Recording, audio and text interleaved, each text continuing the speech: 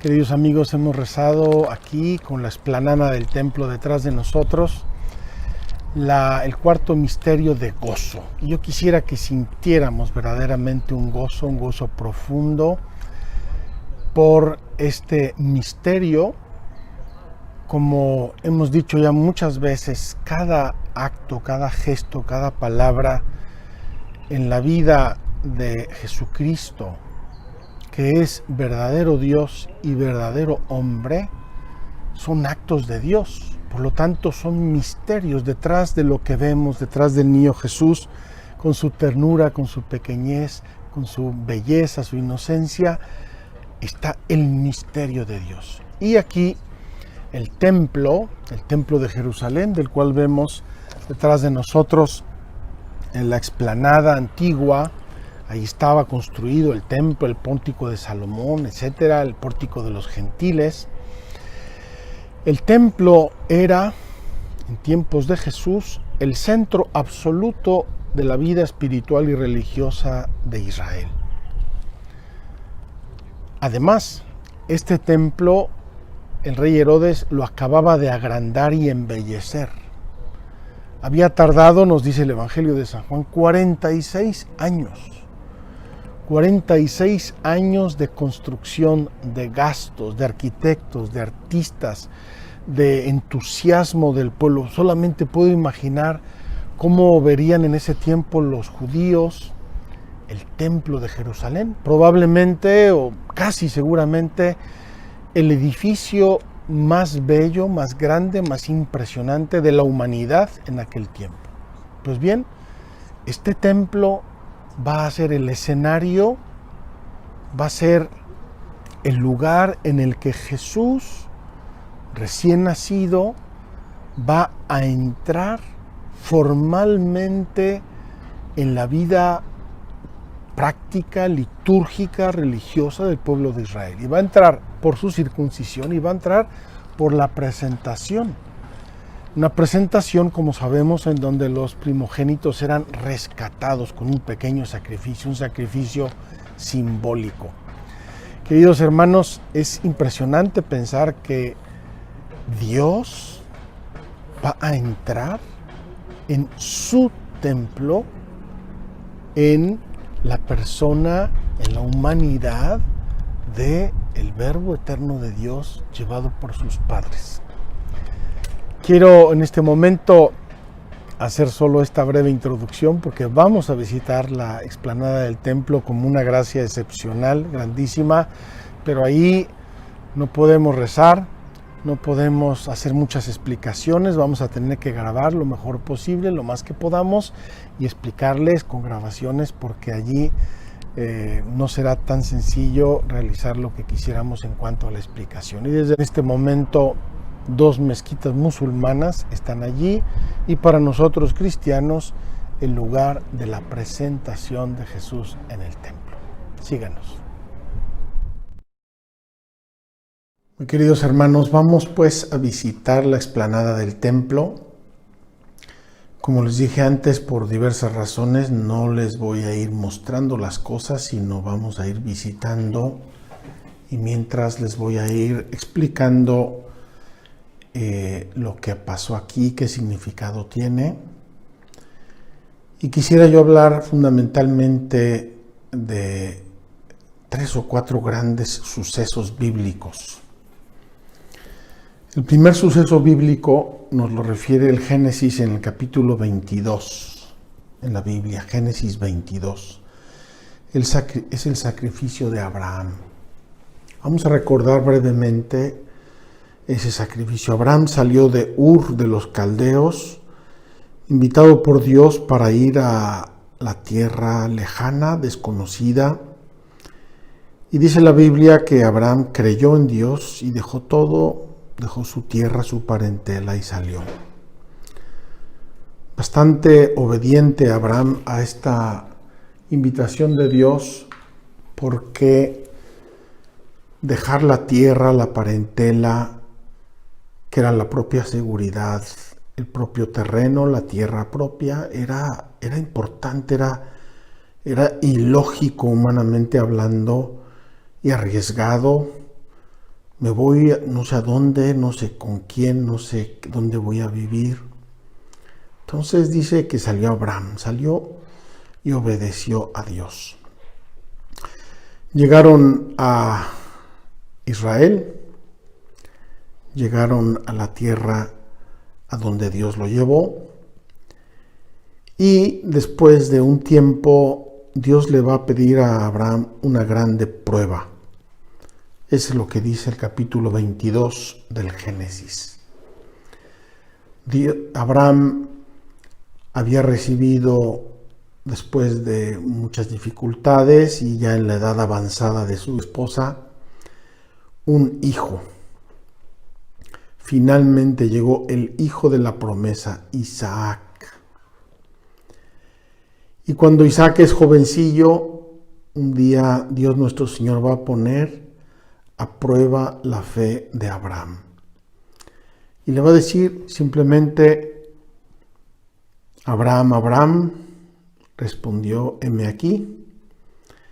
Díjole Yahvé: toma a tu hijo, a tu único hijo, al que amas, a Isaac, vete al país de Moriah y ofrécelo allí en holocausto en uno de los montes, el que yo te diga. Ve al monte Moriah. Es precisamente este monte en el cual está construida la explanada del templo y donde estaba construido el templo de Jerusalén, el monte Moriah. Allí hay, debajo de la actual mezquita de la Roca, la mezquita dorada, imagen muy simbólica de Jerusalén, hay ahí debajo una roca, la vamos a ver. Y debajo de esa roca está una gruta intacta, preciosa como era en la antigüedad. Y ahí va a llegar Abraham con este mandato de Dios. Queridos hermanos, es estremecedor para nosotros caminar por estos lugares. Pensar en este hombre, nuestro Padre en la fe, dice la carta a los Hebreos, lo dice la Biblia en muchas partes. Nuestro Padre en la fe para el pueblo de Israel, los judíos, el mundo judío, el mundo cristiano y también para el mundo musulmán. Todos nosotros estamos inspirados en la fe de ese hombre, Abraham. Y en esa obediencia humilde, en esa obediencia ciega, generosa, total, el hijo de la promesa: sacrifícamelo, entrégamelo, a ver si de veras me obedeces. Ahora lo sabemos, era una prueba, pero Abraham no lo sabía. Aquí está la roca, queridos hermanos. Sobre esta roca, en este lugar, Abraham va a sacrificar a su hijo Isaac.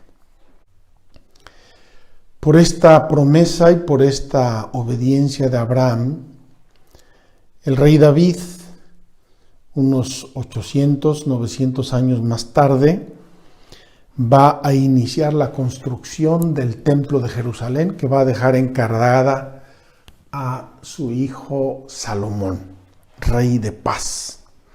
David, que va a ser el gran rey de Israel y el que va a unificar todo Israel en una gran nación, le va a dejar este encargo a Salomón y quiere que en el centro de ese templo estén el arca de la alianza con las tablas de la ley.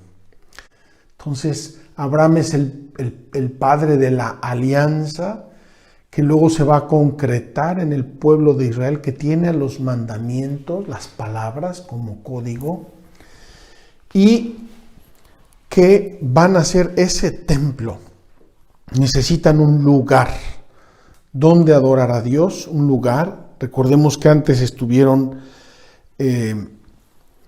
deambulando por el desierto 40 años, ahí recibieron las palabras, ahí Moisés construyó el arca de la alianza que llevaban en esa columna de fuego que llevaban los sacerdotes, y cuando llegaron a la tierra prometida y la conquistaron y se establecieron finalmente como un único reino, David siente la inspiración de Dios a través del profeta Natán de construir un templo. Dice, ¿cómo tú vives en un palacio? Le dice Natán a David, tú vives en un palacio, mientras el arca de Dios vive en una tienda.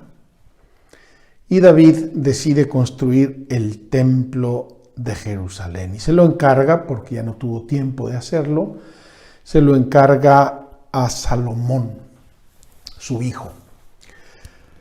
Y Salomón va a construir un templo bellísimo.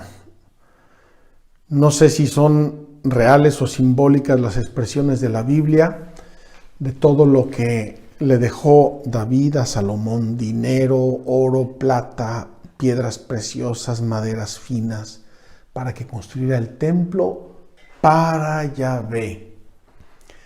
Ahí va a estar la palabra de Yahvé, el arca de la alianza con los 10 mandamientos, las 10 palabras.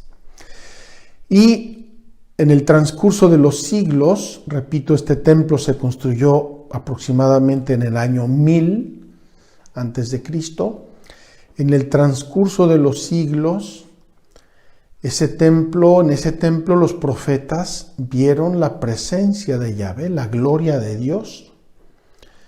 Hermosísima la profecía de Ezequiel, que ve el carro de fuego dentro del templo y los ángeles, la gloria de Yahvé, que es llevada de un lado a otro dentro del templo. Es decir, Yahvé ratifica con visiones y con profecías que Él está allí, que Él quiere ser adorado allí. Y así, a través de los mismos profetas, de los sacerdotes, se establece toda una serie de ritos, sacrificios que establece Yahvé con mucho detalle. En el Levítico, por ejemplo, con mucho detalle la liturgia del templo, los ritos, las peregrinaciones, porque el templo de Jerusalén se va a constituir en el centro absoluto religioso del pueblo de Israel.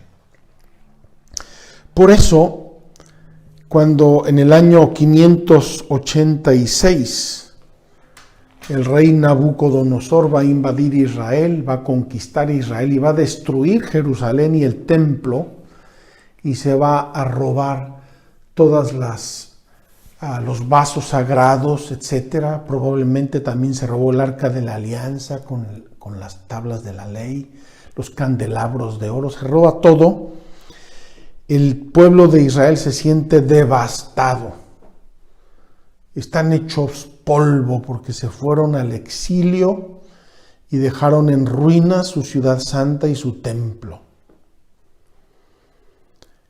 Qué desolación para Israel ese periodo del exilio, que va a durar unos 75 años, donde no tienen a dónde adorar a Dios, donde no tienen a dónde ir a rezar, donde la alianza con Dios la sienten resquebrajada, esa alianza. Y así el rey Ciro se va a compadecer de ellos y les dice: vuelvan y reconstruyan su ciudad y reconstruyan su templo. Hermosísimas las liturgias de la reconstrucción y de la dedicación del templo. Y ese templo del siglo V antes de Cristo va a perdurar hasta el tiempo de Herodes el Grande. Herodes el Grande, queridos hermanos, va a agrandar, embellecer y renovar toda la belleza del templo de Jerusalén justo antes de la vida de Jesús. El Evangelio de San Juan nos va a decir que cuando Jesús expulsa a los vendedores del templo, los judíos se le van a echar encima, pero ¿cómo? Porque dice: destruid este templo y en 3 días lo voy a reconstruir. Dice: ¿pero cómo? Herodes tardó 46 años en construir este templo y tú lo vas a destruir y construir en 3 días. Estás loco. Dice el Evangelio una frase importante que tenemos que recordar. después de esta visita al templo con José y con María.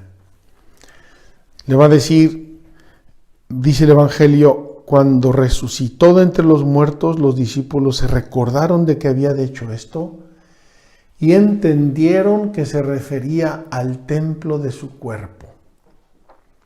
Importantísimo, el templo de Jerusalén ahora va a ser el templo del cuerpo de Cristo. Vamos a explicar eso más adelante.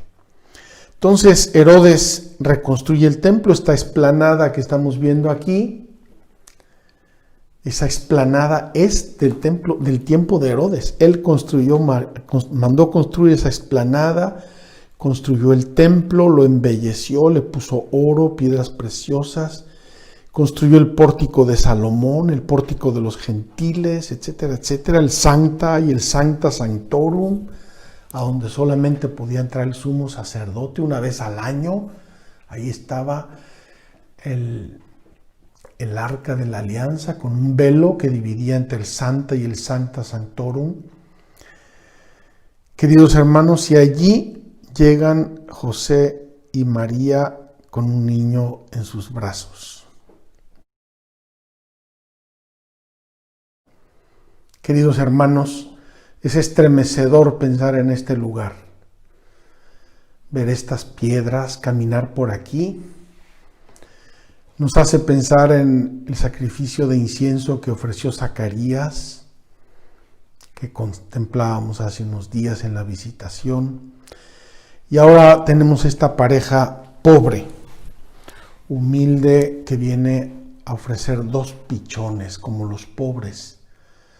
2 pichones para rescatar a su hijo primogénito. Y repito, aquí se van a encontrar